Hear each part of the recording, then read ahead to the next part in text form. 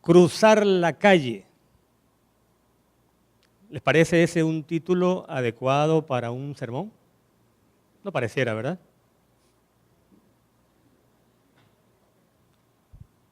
Atravesar el salón. Tampoco pareciera un título adecuado para una reflexión espiritual, pero así he escogido titular esta meditación, inspirado en parte en las palabras de un autor, su nombre es Bill Hybels, quien dice que a veces eso de cruzar la calle es todo lo que se requiere para que una persona reciba el mayor regalo que alguien le pueda ofrecer, que es el conocimiento de aquel que estuvo dispuesto a dejar el cielo y venir a esta tierra con tal de salvarnos. Y en efecto eso fue lo que Jesús hizo, solo que Él no cruzó la calle, por así decirlo, cruzó la eternidad y abandonó quizás la comodidad de su trono para salvarte a ti y a mí. No sé de dónde hemos sacado la idea, de hecho son dos ideas. Una consiste en hacernos pensar que se requieren acciones espectaculares o dones, talentos muy especiales para compartir el Evangelio. La otra idea dice algo así como que para poder ser misioneros del Señor, testificar de nuestra fe, tenemos que trasladarnos a regiones lejanas. En esta, iba a decir mañana, pero en esta tarde, quiero, con la ayuda de Dios, transmitir la idea, en primer lugar, de que un simple acto de bondad, como por ejemplo dar un vaso de agua al sediento o un bocado de pan al hambriento, esos sencillos actos de bondad pueden glorificar también el nombre de Dios. Y en segundo lugar, que para testificar de nuestra fe, no necesariamente tenemos que trasladarnos a remotas regiones, sino que muchas veces lo que hace falta es cruzar la calle o atravesar el salón. De hecho, si recuerdan la lectura bíblica, no la vamos a leer de nuevo, por cierto, pero cuando el Señor dice en la palabra, reúna todas las naciones y separe las ovejas de los cabritos, note usted los criterios que Él utiliza para hacer la separación. Tuve hambre y me diste de comer. ¿Qué más? Tuve sed, me diste de beber. Fui forastero, me recogiste. ¿Qué más? Estuvo desnudo y me cubriste. Enfermo, me visitaste.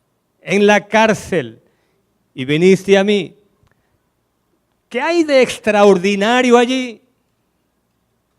¿Qué hay de extraordinario en dar un bocado de pan o un pedazo de pan al hambriento o un vaso de agua al sediento? ¿Qué hay de extraordinario en una visita a una persona que está en su hogar en un lecho de enfermedad? Pareciera no haber nada de extraordinario allí. Y sin embargo, dice acá, que será el criterio para que unos hereden el reino y otros no. Pero llama la atención que cuando estos benditos, porque así los llama, preguntan, ¿y cuándo hicimos estas cosas? No recuerdan ellos. Pero el Señor dice, y qué belleza de versículos, el número 40, ya en Mateo 25, os aseguro, dice Él, que por cuanto hicisteis estas cosas a uno de estos mis hermanos más pequeños, ¿qué más dice el versículo? A mí lo hiciste. Por haberlo hecho a sus hermanitos más pequeños. El Señor entiende que es como si se le hubiera hecho el acto de bondad a Él. Aparentemente nada extraordinario, pero el nombre de Dios es glorificado. cuando realizamos estos pequeños actos de bondad y cuando para realizarlos cruzamos la calle. ¿Qué es lo que quiero decir por si acaso alguien todavía no ha captado bien la idea? Vamos a ilustrarlo. Por medio de una historia real, la escribió en la Adventist Review alguien que ahora es pastor y también autor. Su nombre es Chad Stewart. Y dice él que en sus tiempos de colegio, los que estudiaron en colegios adventistas entenderán bien este vocabulario. ¿Recuerdan? Viernes de tarde, la puesta de sol, los programas para la recepción del sábado, siempre muy interesantes, muy buenos, pero a él no le gustaba. De hecho, Chad ni siquiera había aceptado a Jesús como su Salvador. Y él dice que un viernes en la tarde, el tiempo se le pasó. Y cuando vio la hora, pues ya era tarde para ir a la iglesia. Pero tenía que ir. Entonces él ya tenía algo así como un modus operandi. Cuando se le hacía tarde, él entraba y se sentaba en las últimas filas, sin hacer mucho movimiento, sin llamar mucho la atención. Así hizo. Y apenas se sentó, cuenta Chad, que escuchó que el capellán de la iglesia hizo el anuncio de que esa noche habría un servicio de comunión. Y de inmediato anunció que comenzaría el rito de humildad. Yo no sé cuántos están familiarizados con esto del rito de humildad, siguiendo el ejemplo del Señor.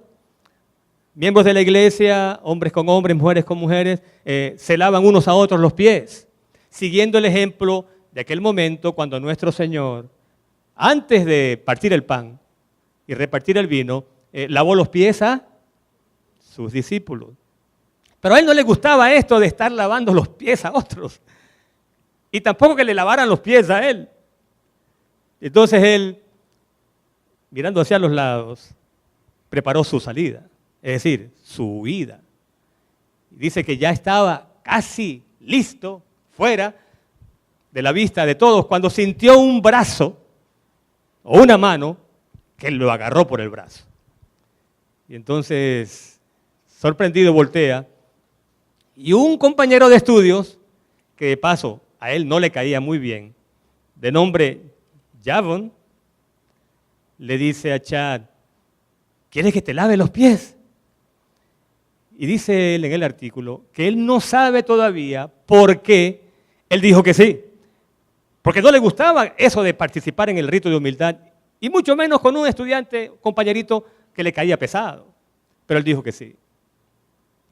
Cuenta él, para cortar la historia, que ese fue el comienzo de otra cosa que sucedió que él tampoco en el momento pudo explicar por qué dijo que sí. Pero él dice que mientras estaba en el servicio del lavatorio de pies, ya estaba terminando, entonces el capellán llegó al salón e hizo un llamado. Recordemos, Chad hasta ese momento no ha aceptado a Jesús como su Salvador. Y para no poner en sus labios palabras que él no dijo, voy a leer la porción donde él dice, cuando yo decidí cruzar la calle, recuerden que esa frase es especial esta tarde, cruzar la calle. Cuando él decide cruzar la calle para ir a la iglesia, dice, no tenía una idea de todo lo que iba a suceder. Primero me quedé sorprendido al decir sí al lavatorio de pies, pero igualmente quedé sorprendido cuando el capellán pregunta, ¿quién quería decir Jesús, te entrego mi corazón? Y yo dije, sí, Jesús, te entrego mi corazón. ¡Wow! Dice, fue la mayor decisión de mi vida. Recordemos que él hoy es un pastor. Y todo porque alguien estuvo dispuesto a atravesar el salón solo para decirme, Chad, ¿te puedo lavar los pies? Y es que Jevon, ese era el nombre, parece que Jevon vio cuando Chad llegó y lo tenía ya como precisado. Y no es que estaba sentado al lado, sino que le tocó atravesar el salón para poder alcanzarlo, porque ya Chad estaba rumbo a la casa o al dormitorio. Y dice, la mayor decisión de mi vida, y todo gracias ¿a qué? A que alguien estuvo dispuesto a cruzar la calle. O mejor dicho, a atravesar el salón. Y decirle, te puedo lavar los pies. En su artículo, y también otro autor, el mismo que menciona ahora, Bill Hybels, hacen alusión a que en mayor medida, en mucha mayor medida, eso fue lo que hizo el Señor Jesucristo, ¿o no? Solo que Él no tuvo que cruzar una calle, sino que tuvo que, por así decirlo, cruzar la eternidad. Fue porque Él estuvo dispuesto a abandonar su lugar especial en el trono, a la derecha de la majestad de Dios. Solo porque Él estuvo dispuesto a abandonar lo que hoy día los escritores llaman, ¿ha oído en inglés? La zona de comodidad, la zona de confort. ¿Cómo se llama en español? Comfort zone es la zona de seguridad.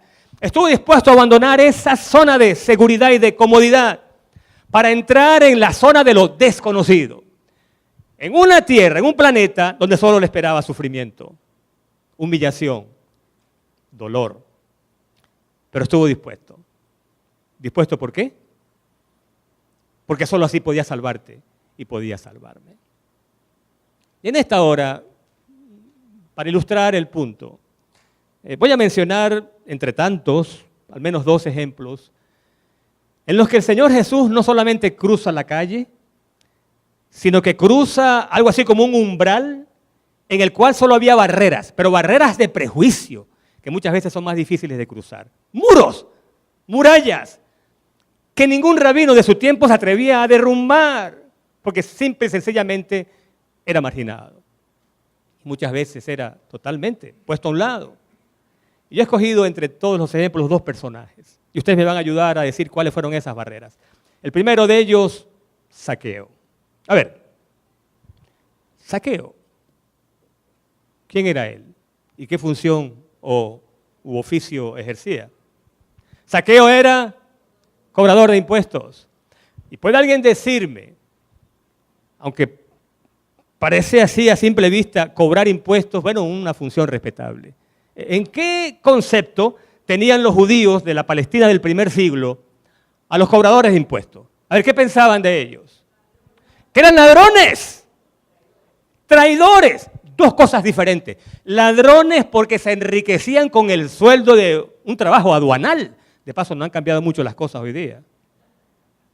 En algunos lugares, yo como venezolano lo puedo decir, algunos cuando un nuevo presidente o mandatario se instala en el poder no piden un ministerio ni posiciones muy encumbradas, piden dame un lugar en la aduana. Porque al igual que antiguamente, con un salario ordinario, en cuestión de poco tiempo ya se enriquece. Lo cierto es que este hombre era rico, pero porque era ladrón. Pero además era odiado. De hecho, en el libro que yo uso casi cada vez que predico el deseado a toda la gente, allí Elena G. de White dice, no solamente que era odiado, era detestado, que suena como un poquito más fuerte. Detestado. Lo detestaba. Nadie en su tiempo se atrevía a cruzar la calle para ir a visitar a Zaqueo. Nadie. Pero resulta que nadie sabía tampoco, y aquí lo dice el capítulo que habla de Zaqueo, el 61, que había alguien en este vasto universo que sabía algo de Zaqueo que nadie más sabía. Y dice acá que el acaudalado funcionario de aduana no era del todo el endurecido hombre de mundo que parecía ser. ¿Y quién sabía eso? Nadie más, solo un ser lo sabía, Cristo el Señor. Bajo su apariencia de mundanalidad y orgullo. Escucha esta expresión tan hermosa. Bajo esa apariencia de mundanalidad y orgullo había un corazón susceptible a las influencias divinas. Pero eso solo Dios lo sabía. Solo el Señor Jesús lo sabía. Y el relato, bueno, ya lo conocemos, no vamos a leer los detalles, pero siempre me ha llamado mucho la atención que cuando Jesús va por la calle llena de gente, recordemos que para ese entonces ya es muy popular, la gente lo sigue. No solamente porque habla muy bien, es muy elocuente, las historias que cuenta, sino sus poderes milagrosos, especialmente para sanar. ¿Por qué dice la Escritura, Lucas 19:5, que cuando Jesús llegó a ese lugar, ya Zaqueo, por cierto, estaba montado en el árbol, dice, cuando Jesús llegó a ese lugar, miró hacia arriba. No había necesidad de mirar hacia arriba. ¿Pero qué pasó? ¿Qué había allá arriba que el Señor tenía que mirar en esa dirección? Ahí estaba Zaqueo. Y él lo sabía. Jesús lo sabía. Como también sabía que bajo esa endurecida apariencia había un corazón sensible a la obra del Espíritu Santo. Nadie en Jericó se atrevía a cruzar la calle para visitar a Zaqueo. Pero ese día, un milagro tan grande como calmar la tempestad quizás se produjo en Jericó. Cuando el Señor le dice, baja, desciende, porque conviene que hoy, ¿y qué dice el resto del versículo 5? Me hospede en tu casa. ¡Wow! La casa del ser más detestado en Jericó. No sé si de más está decirlo, pero el Señor estaba arriesgando su reputación. Dime con quién andas. No sé si lo decían en aquel entonces, pero no me sorprendería. Estaba arriesgando su reputación. Él sabía lo que vendría, un aluvión de críticas. El versículo 7 lo dice. Al ver esto, todos murmuraron, diciendo que había entrado a posar con un hombre pecador. A ver, vamos a ponerlo de esta manera. Entre la salvación de Zaqueo y su reputación, ¿qué escogió el Señor? La salvación de Zaqueo. Igual se puede decir de ti y de mí. Entre su comodidad, su zona de comodidad en el cielo y tu salvación, alabado sea Dios, Él escogió tu salvación y la mía. Y ahora, de todo el relato, fíjense, lo que más me gusta es la parte final. Porque el Señor lo están criticando porque ha entrado a morar con un pecador. Y entonces en el versículo 9, Él dice, noten ustedes lo que dice en el versículo 9, hoy ha venido la salvación a esta casa. O sea, cuando Él entra a casa de Zaqueo, entra la salvación. Cuando Él cruza la calle para entrar a la casa de Zaqueo, ahí entró la salvación. Igual pasó contigo, igual pasó conmigo. Pero dice entonces, esto tiene que haber sido como una bomba. Nada menos que una bomba. Ha venido también la salvación a esta casa, por cuanto Él también es hijo de Abraham. ¡Wow! Tiene que haberles dolido. Tiene que haberles dolido a esos estrictos, duros fariseos, que al hombre más detestado del pueblo, el Señor Jesús le diga, ¿saben qué? ¿Saben qué? Él también es hijo de Abraham. Por lo tanto, heredero de la salvación.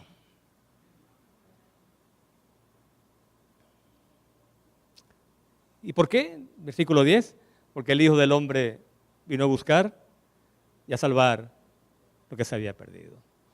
Gracias a Dios por un Salvador que estuvo dispuesto a cruzar la calle, a derribar barreras, porque allí estaba derribando barreras. Lo que está diciendo es, nadie llame a ningún ser humano indigno, porque todos son hijos de Dios. Nadie llame a nadie indigno, porque todos son hijos de Dios. Zaqueo pertenecía a la categoría de indeseables.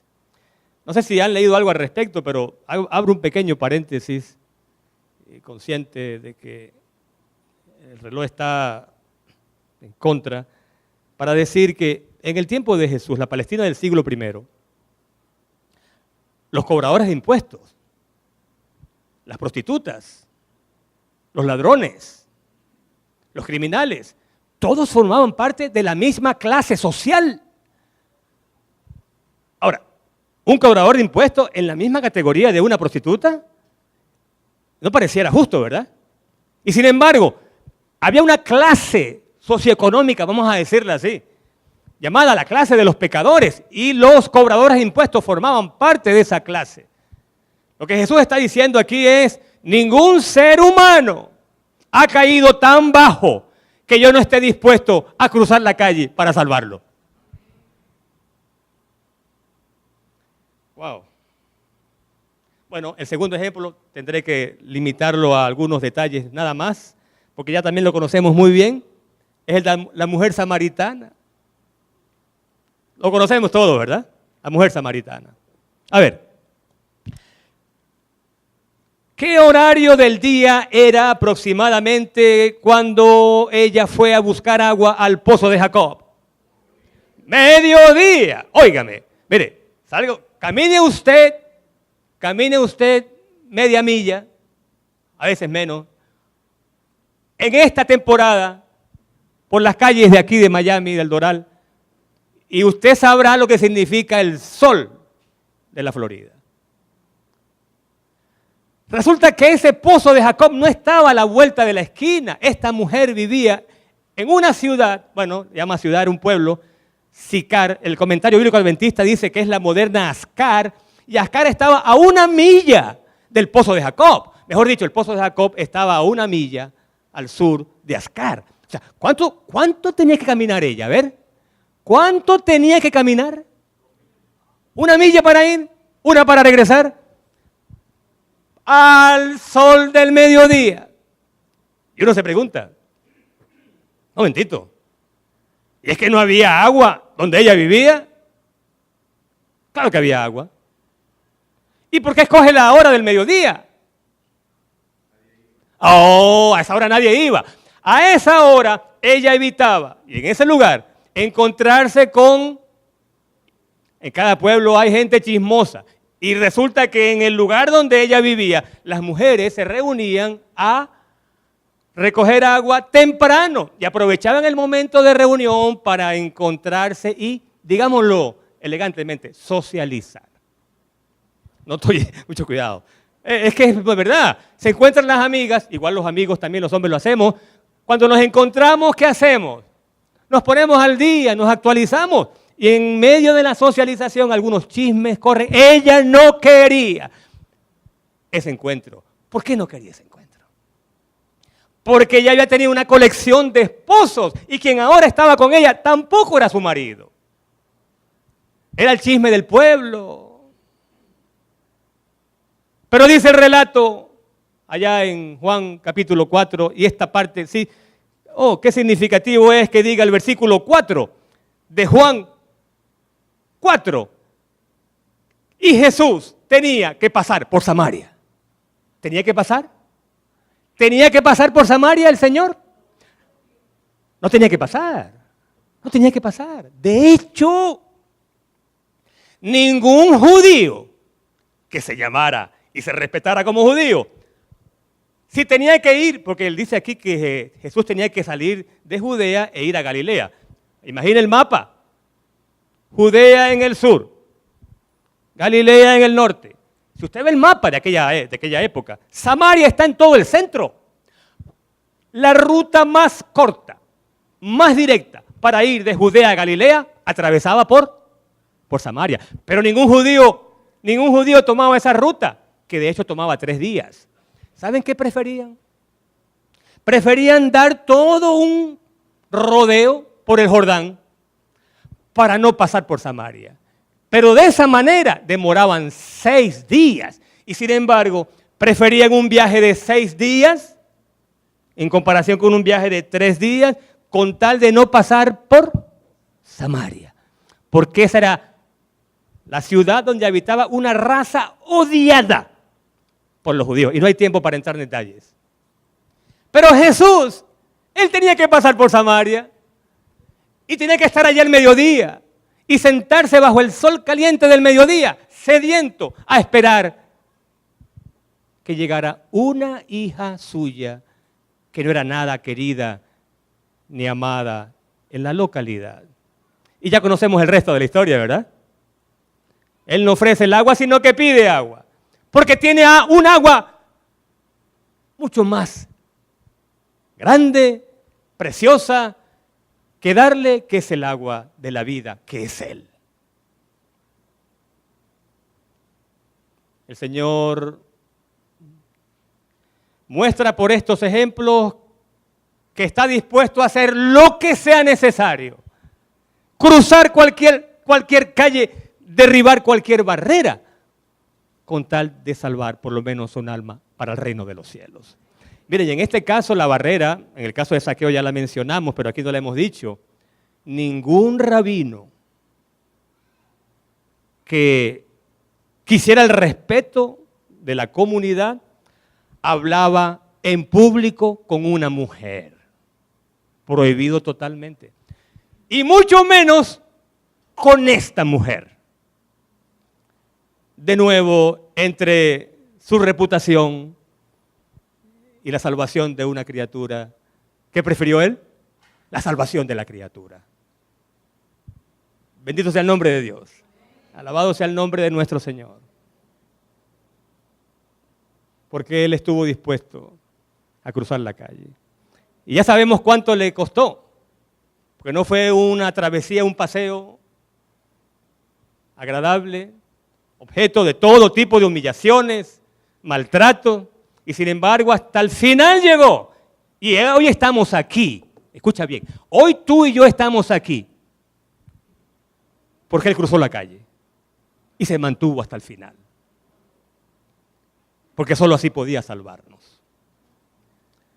Y ahora, una historia rápida, es un poco larga, pero la voy a recortar, porque ilustra muy bien lo que estamos diciendo acá. Este mismo autor, Bill Hybels, cuenta que una oportunidad estaba en un almuerzo con muchos representantes de distintas etnias y distintas religiones. Y en la mesa donde él estaba con otros, había gente diferente. Entonces el anfitrión, después de dar la bienvenida, dice algo así como, tomen unos minutos para conocerse. Digan su nombre y de dónde vienen y en qué trabajan. Y empieza la conversación, pero dice Hybels que justo al frente de donde él está sentado hay un señor grande, afroamericano, que no habla mucho. Entonces él está pendiente de que no habla mucho. Pero en un momento del intercambio, este señor afroamericano, que no ha hablado casi, le dice a Hybels, me gustan mucho sus libros. Entonces Hybels, claro, como autor se emociona. Sí, ¿por qué? Entonces le dice, hablamos después. Entonces Hybels lo busca. Hybels quiere saber por qué le gustan los libros que él escribe a este señor. Comienza la conversación y él le dice, le voy a explicar por qué, pero primero tiene que escuchar mi historia. Y entonces le cuenta su historia. Y la historia de este señor es más o menos así. Dice que por su color de su piel y por su religión, musulmán, por lo regular, en reuniones sociales, él está solo. Y en su trabajo, solo. Y no tiene muchos amigos. Entonces él está tan acostumbrado a la soledad y a estar recostado de una columna o sentado solo a una mesa mientras los demás conversan en grupos, que él le cuenta a Hybels, yo por lo regular a estas reuniones voy tarde y entro calladito sin que me noten y después que estoy un ratito por allí, como para que vean que estuve, me voy temprano, porque siempre estoy solo. Pero una vez, dice este señor, ocurrió algo interesante. Estaba en una de esas reuniones sociales, recostado, hay una columna, mientras los grupos amenizaban y hablaban, y yo no hallaba qué hacer, comiendo algo, esperando el momento de irme, cuando me encontré con la mirada de un señor que estaba hablando muy animadamente en un grupo, Y cuando él me vio, dijo algunas palabritas allí a sus amigos y atravesó todo el salón para llegar hasta donde yo estaba. Y cuando llegó, me extendió la mano y me dijo, ¿cómo está usted? Soy fulano de tal. ¿Y quién es usted? Y el hombre, sin saber qué era lo que éste quería, le dijo su nombre, comenzaron a hablar. Y cuenta él, a Hibbles, que al poco rato estaban hablando de la familia, de deportes, de sus trabajos. Y cuando él mencionó que era musulmán, este señor le dijo, pero con mucho interés, le dijo, usted es musulmán, ¿sabe qué? Yo no conozco mucho de su religión. Me gustaría que usted me explicara en qué creen ustedes. Pero como aquí no se puede, ¿qué le parece si nos encontramos en algún lugar, conversamos y comemos y usted me habla de su religión? Bueno, así hicieron. Y dice él que se reunieron varias veces. Y el hombre mostraba interés en saber. Pero llegó un momento en que este señor, nunca se da el nombre de él, por cierto, dice, entonces era ya el tiempo de que yo le preguntara a él de su religión. Y entonces él dice, bueno, y ahora hábleme usted de su religión. La religión, dice, de este señor que se acercó, el cristianismo. Y entonces dice, comenzó a hablarme de Cristo, un Cristo que yo no conocía, del amor de Dios, del plan de la salvación.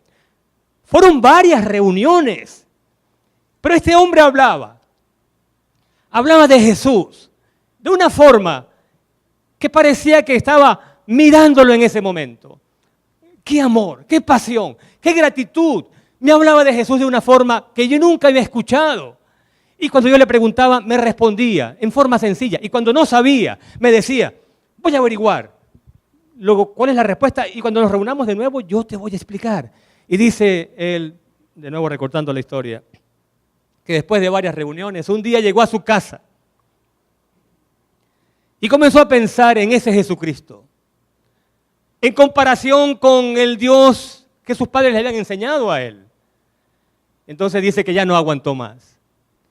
Dice, caí de rodillas, dice. Y le hablé a ese Dios.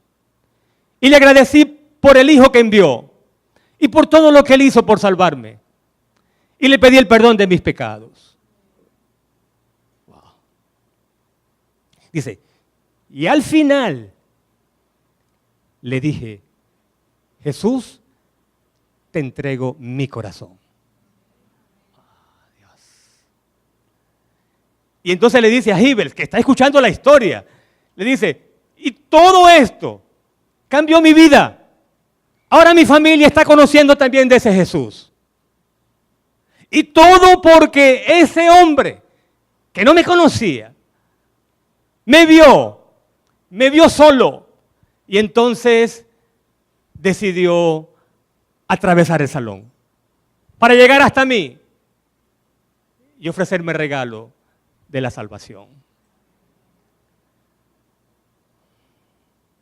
¿Qué es lo que hemos aprendido hoy? Bueno, no mucho, pero quizás dos cosas. Número uno, que no se necesitan talentos especiales, ni dones especiales, ni sacrificios espectaculares para compartir el amor del Dios que nos ha salvado. Un corazón dispuesto, un sencillo acto de bondad, que a veces es un vaso de agua o un plato de comida, o un acto de compasión, o una palabra de ánimo, dicha con el amor de Dios en nuestro corazón. A veces es eso lo que se necesita. Y por supuesto, a veces también estar dispuestos a cruzar la calle. A cruzar la calle. Porque hay vecinos que no saben. Y que nos parece quizás que no están dispuestos a escuchar, pero a lo mejor eso es lo que están deseando. Y tenemos ese mensaje, y tenemos esa experiencia de ese Dios tan maravilloso que nos ha salvado. Y no lo estamos compartiendo. A veces ese es el compañero de trabajo. Entonces no es cruzar la calle, es cruzar la oficina o atravesar la oficina. O a veces es en la universidad y es el compañero de estudios quien está necesitando. Que quede muy claro, mi amigo, mi hermano, mi amiga, mi hermana, que quede muy claro que no estamos diciendo aquí que vamos a cruzar la calle solo por el interés de que esa persona se bautice y luego decir, oh, una estrellita más en mi corona. No, por favor. No. No es nada de eso. Porque esa no es la motivación correcta. Oh, una estrellita más. ¿Y cuántas estrellitas llevas tú? Bueno, yo llevo tantas estrellitas. Oh, tengo más que... No es eso, por Dios. Es que ese es un ser humano, un hijo de Dios, una hija de Dios por quien Cristo murió. Valioso, muy valiosa, vale tanto como el sacrificio del Señor. Y esa persona está quizás deseando o esperando que tú compartas ese mensaje que le ha dado sentido a tu vida, que cambió tu rumbo y que ahora ha hecho de ti una persona que dice gracias a Dios por nuestro Señor Jesucristo. Eso es lo que hemos aprendido hoy. Entonces pregunto, ¿estás dispuesto, dispuesta a hacer algo especial por Dios? ¿Lo estás? Nota que no dije algo extraordinario. ¿Está bien? ¿Verdad que sí? No dije si estás dispuesto o dispuesta a hacer algo extraordinario, porque no estamos hablando de cosas extraordinarias, estamos hablando de cosas muy ordinarias. ¿Cómo dar un vaso de agua al que está sediento? Muy ordinarias. Pero dar el vaso de agua en el nombre de Dios. Porque eso fue lo que Él hizo. Servir sin distinción de ningún tipo. Y somos sus seguidores. Algo especial. Por uno de sus hermanos más pequeñitos. Por uno de sus hermanos más pequeñitos. Pero a veces lo difícil es cruzar la calle, ¿verdad? ¿Y qué digo? Bueno, en el nombre de Dios, comparte lo que tienes. Y tienes mucho. ¿Sí o no? Y es mucho lo que tenemos. Mucho lo que tenemos. No nos falta el pan, no nos falta el agua. Tenemos todo lo necesario. Y tenemos por sobre todas las cosas el amor de Dios en nuestro corazón. El amor de un Salvador que entre su reputación y nuestra salvación escogió nuestra salvación. A ver, ¿cuántos quisieran en esta hora decir, Señor, yo quiero también cruzar la calle?